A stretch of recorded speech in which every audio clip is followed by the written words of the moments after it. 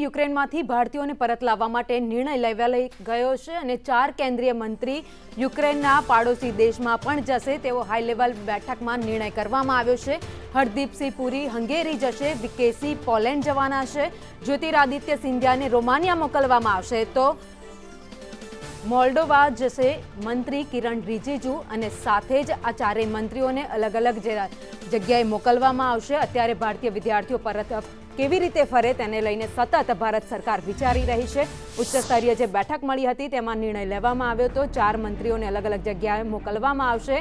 Hungary જવાના છે હરદીપસિંહ પુરી, સાથે જ્યોતિરાદિત્ય સિંધિયા, વી.કે. સિંહ જેમ 4 અલગ અલગ મંત્રીઓને અલગ અલગ જગ્યાએ મોકલવામાં આવશે। પોલેન્ડમાં વી.કે. સિંહને મોકલવાનો નિર્ણય કરવામાં આવ્યો છે। જે પણ વિદ્યાર્થીઓ ત્યાં ફસાયેલા છે કેવી રીતે તે લોકોને બહાર નીકાળી શકાય, બોર્ડર કેવી રીતે પાર કરાવી શકાય, તમામ અપડેટ માટે સાથે જ વિદ્યાર્થીઓને જલ્દીથી ભારત લાવવા માટે આ નિર્ણય ભારત સરકાર દ્વારા કરવામાં આવ્યો છે।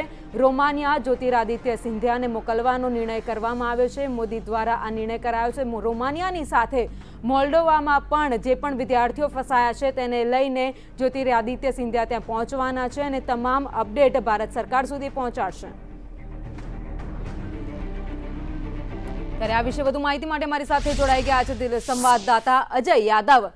अजय, जो भी विद्यार्थी यूक्रेन में फंसे हुए हैं उसको कैसे इंडिया लाया जाए, उसको लेके दिल्ली में बड़ी बैठक भी चल रही है और काफी सारे निर्णय भी लिए जा रहे हैं और 4 मंत्रियों को वहां भेजा जा रहा है।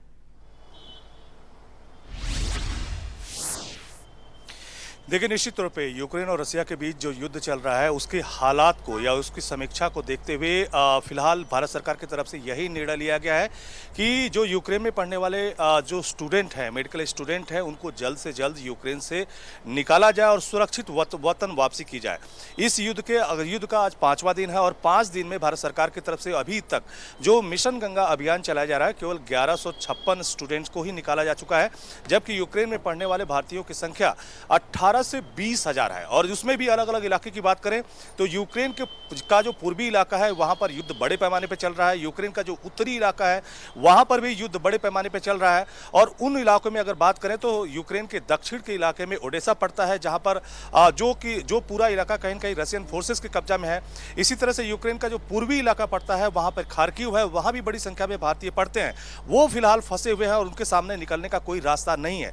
लेकिन जिन जगहों से यूक्रेन के जिन जगहों से भारतीय निकल सकते हैं वो यूक्रेन का पश्चिमी इलाका है, यूक्रेन का दक्षिणी पश्चिमी इलाका है। और इन यूक्रेन के पश्चिमी इलाके के सटे हुए देशों की अगर बात करें तो उसमें पोलैंड आता है, हंगरी आता है, स्लोवाकिया आता है, रोमानिया आता है और मालदोवा आता है।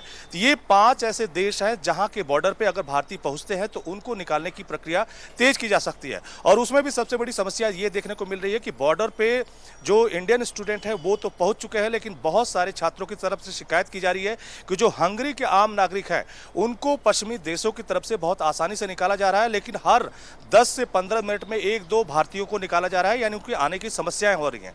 वहीं दूसरी तरफ किसी भी देश से बाहर निकलने के लिए जिस डॉक्यूमेंट की ज़रूरत होती है वो डॉक्यूमेंट या वो कागजात बनाने में काफ़ी देरी हो रही है। और खास करके कई सारे इलाकों में इंडियन एम्बेसी का भारतीय छात्रों से संपर्क भी नहीं है। तो तमाम सारी समस्याएं हैं। और खास करके पूर्वी इलाके में बात करें तो अभी भी ढेर सारे बड़ी संख्या में जो भारतीय छात्र हैं न सिर्फ बंकरों में छिपे हुए हैं बल्कि मेट्रो के भीतर वो छिपे हुए हैं। उनके सामने खाने पीने का संकट है, कैसे निकलेंगे, कोई गाड़ियाँ नहीं चल रही हैं, कई सारे इलाके कर्फ्यू में हैं। तो बहुत सारी समस्याएं हैं और इन्हीं समस्याओं को दूर करने के लिहाज से आज प्रधानमंत्री नरेंद्र मोदी की अध्यक्षता में एक उच्च स्तरीय बैठक हुई। उसी बैठक में यह फैसला किया गया कि जो 5 पड़ोसी देश हैं यूक्रेन के, खास करके पश्चिमी हिस्से से सटे हुए, वहां पर केंद्रीय मंत्रियों को भेजा जाएगा। और उसमें यह भी तय किया गया है कि जनरल वी.के. सिंह जो है उनको पोलैंड भेजा जाएगा। इसी तरह से हरदीप पुरी को हंगरी भेजा जाएगा, स्लोवाकिया जो है किरण रिजिजू को भेजा जाएगा। और यूक्रेन के दक्षिण का जो इलाका है और खास करके यूक्रेन के पूर्वी से जो सटा हुआ इलाका है वहां पर ज्योतिरादित्य सिंधिया को यानी रोमानिया भेजा जाएगा। तो इस तरह से जो मिशन गंगा का अभियान चल रहा है उसको और तेज करने का फैसला किया गया है कि ताकि ज्यादा से ज्यादा जो भारतीय छात्र हैं उनको निकाला जा सके।